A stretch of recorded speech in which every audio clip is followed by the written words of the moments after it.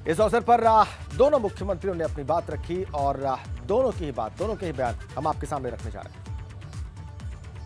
भागीरथी पर्यटन आवास गृह अब उत्तर प्रदेश सरकार उसको, उत्तर प्रदेश का पर्यटन विभाग उसको संचालित करेगा और अलकनंदा होटल की चाबी मैंने आज यहाँ के माननीय मुख्यमंत्री जी को सौंप दी है।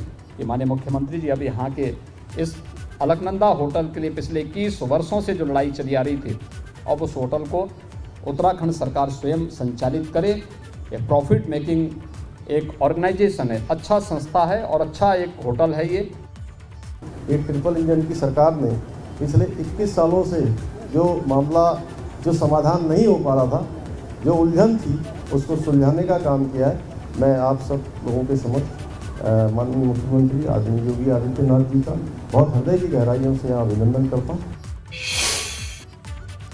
वहीं सीएम योगी ने कहा कि दोनों राज्य विकास के रास्ते पर हैं और हमने समस्या नहीं, समाधान करना सीखा है। हम लोगों ने मोदी जी से एक ही बात सीखी है कि मामले को उलझाना नहीं है, बल्कि उसकी जड़ में पहुंच करके उस समस्या का हमेशा के लिए समाधान निकालना है। और उसका समाधान के रास्ते पर उत्तर प्रदेश और उत्तराखंड सरकार दोनों मिलकर के आगे बढ़ रही हैं, जिसमें आज अलकनंदा जो होटल है वह उत्तराखंड सरकार को, आज मैंने यहाँ पे उत्तराखंड के मुख्यमंत्री जी को उसकी चाबी सौंपी है। उत्तराखंड बनने के बाद उत्तराखंड ने अपनी एक नई यात्रा प्रारंभ की है, विकास की यात्रा। यहाँ की सुख और समृद्धि का आधार बने, ये हम सबके लिए अत्यंत महत्वपूर्ण है।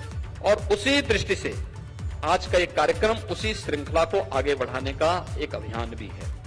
मैं इस अवसर पर उत्तराखंड के अपने सभी भाइयों से यही कहूंगा कि हम सबको मिलकर के इस अभियान का एक साथ मिलकर के से आगे बढ़ाना होगा। भले ही राज्य अलग अलग होंगे, लेकिन भाव और भावनाएं तो दोनों की एक है, एक जैसी है, एक साथ मिलकर के चलने की जैसी है। और हम लोग मिलकर के हर काम कर सकते हैं, कहीं कोई समस्या नहीं। तो सीएम पुष्कर सिंह धामी ने कहा कि दोनों राज्यों के बीच संपत्ति का बंटवारा किसी मैथमेटिक्स, किसी गणित के कैलकुलेशन से नहीं, बल्कि आपसी सहमति से हुआ है।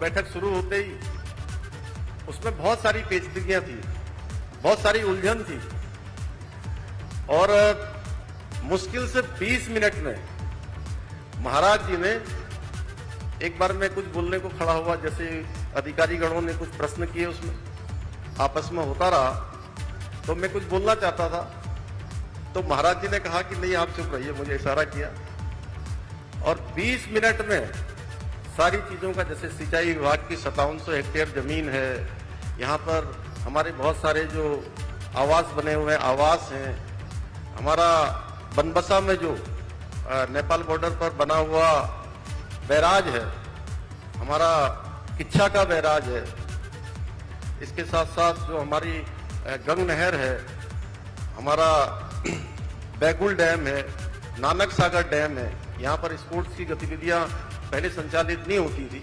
उसी समय उसी बैठक में हुआ कि सारी कार्रवाई, सारी जो है गतिविधियां आप संचालित कर सकते हो। सारा का सारा वहीं पर समाधान हो गया। वन विकास निगम का जो पैसा मिलना था, मैं महाराज जी से मीटिंग करके राज्य अतिथि गृह पहुंचा, तब तक आपके वहां के सारे अधिकारी गण आ गए और उन्होंने मुझे 77 करोड़ रुपए का चेक वहीं पर दे दिया। मैंने महाराज जी से भी अनुरोध किया कि ये जो बंटवारा है, ये बंटवारा अगर हम हिसाब लगा के करेंगे, गणित से करेंगे, मैथमेटिक्स से, कैलकुलेशन से हो नहीं पाएगा। अब ये बंटवारा ऐसे ही कर दीजिए जैसे घर में हमारे कभी सबकी शादी बारात हो जाती है, तो जो छोटा भाई होता है उसकी भी शादी बारात हो जाती है, घर बस जाता है, तो उसको जो है उसकी व्यवस्था चलाने के लिए जैसे आगे जरूरत होती है, उस प्रकार की आप व्यवस्था कर दीजिए। आपने ठीक उसी प्रकार की व्यवस्था यहाँ कर दी। मैं जितना धन्यवाद करूं उतना कम है।